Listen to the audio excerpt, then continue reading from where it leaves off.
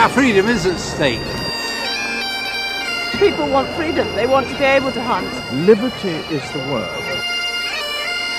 Everything is going, our traditions, and this is what we're fighting for. They marched in protest, a silent procession of a people grasping for one last chance to resist, shamefully admitting they only have themselves to blame for government policies that threaten their way of life, their security, and the future of democracy in Britain. We've been very apathetic for years, and now we're paying the price for it. It's a disgrace, really. And we've seen these fundamental liberties eroded in the last 20-odd years in England, all sorts of legislation that should never have appeared. Sportsmen and shooters fooled by politicians into thinking that England's age-old tradition of fox hunting would never be targeted or banned, now realizing, perhaps too little too late, that their traditions are no more secure than their freedoms. This isn't about banning fox hunting. This is about the liberty of the individual to choose for him or herself what they do. A future that's in doubt, and the largest peaceful protest in British history to try to change that has got many asking, where were these voices 6 years ago when there was an outright ban on handguns and pistol shooters were forced to surrender their firearms, confiscated by the government to be destroyed?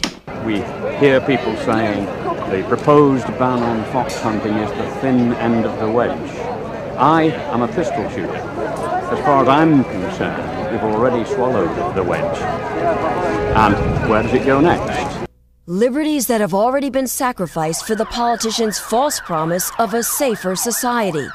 Gun bans that, as predicted, have simply backfired. We've seen about a 40% increase in firearms crime since the ban was introduced.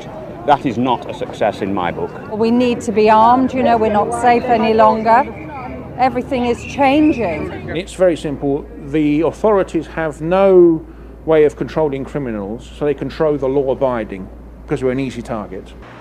And now, some members of Parliament are questioning the government's anti-gun agenda, an agenda that has, without a doubt, failed. The use of weapons in crime has risen dramatically.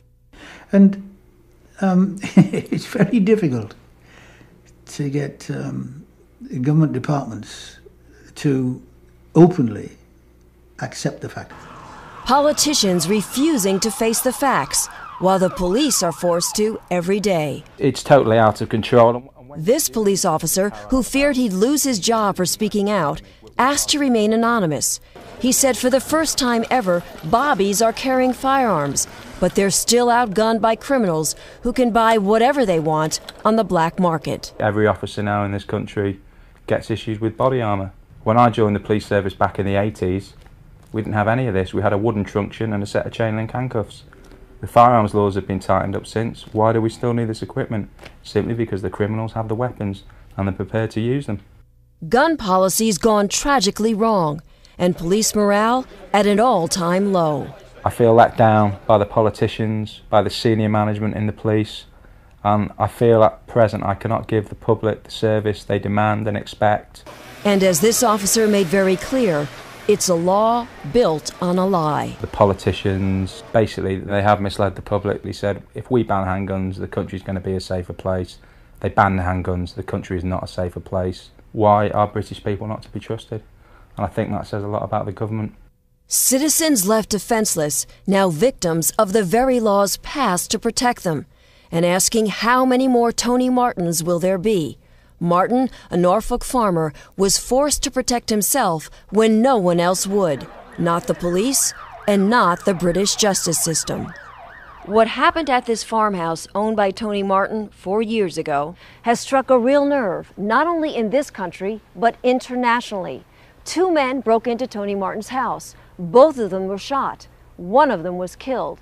And the man who fired that gun, Tony Martin, was initially sentenced to life in prison for murder. But many people think Tony Martin should never have spent 1 day in jail. They say he was just an innocent man protecting himself and his property. Tony should not be in a jail, not for what he did. He was perfectly within his rights, in my view. to look after his own property and his own life. My thoughts is that I would do exactly the same, put in the same situation. I would not hesitate to do exactly the same. I personally believe that, you know, if you're in your own house and people come in, then they should expect whatever they get. Everybody around was saying the same thing. You must have a right to defend yourself. It has gone too far, swung so far in favour of the criminal. Criminals like those in Tony Martin's case, who were no strangers to the law. 16-year-old Fred Barris, who was killed, already had 29 convictions. And 30-year-old Brendan Farron had 34 convictions and had been in prison for burglary. He was sentenced to 3 years for trying to break into Tony Martin's home. But after only serving 18 months, he's free while Tony Martin remains in jail. And he's now threatening to sue Martin using taxpayers' dollars.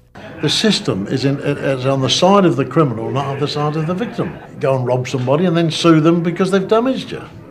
It's absurd. The injustice of a justice system.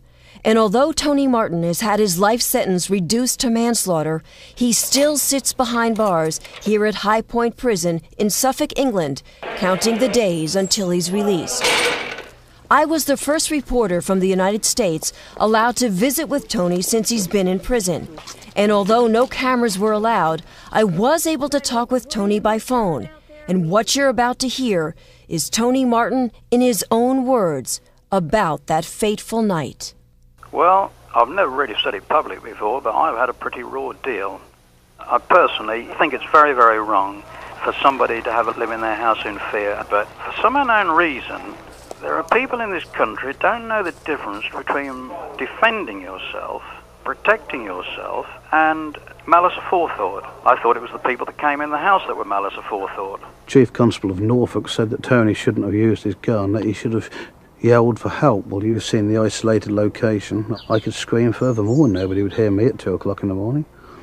It's just a nonsense, I do believe. It could have quite well been the dead man, because there's no question.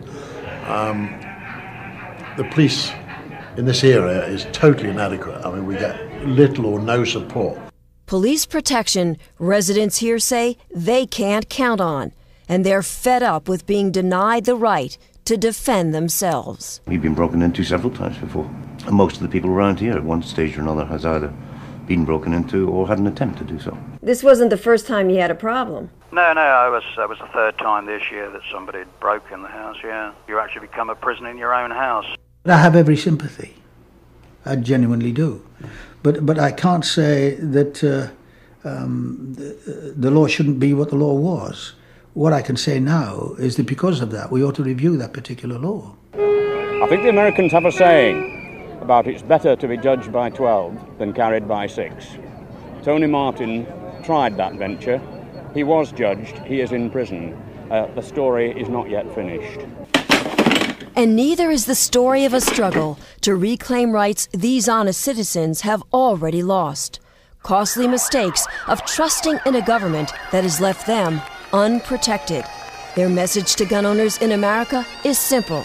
It will happen to you if you let it. Jolly well could, and they ought to realise that. If they saw what we're seeing in this country, then they'll fight for it. But if you don't do anything, you will lose your liberties, and make the effort. Don't be apathetic. Get out there and fight. Learn from our experience and don't give an inch. Your Constitution matters, your freedom matters. Pericles said it way before me. Freedom is only for those who have the guts to defend it.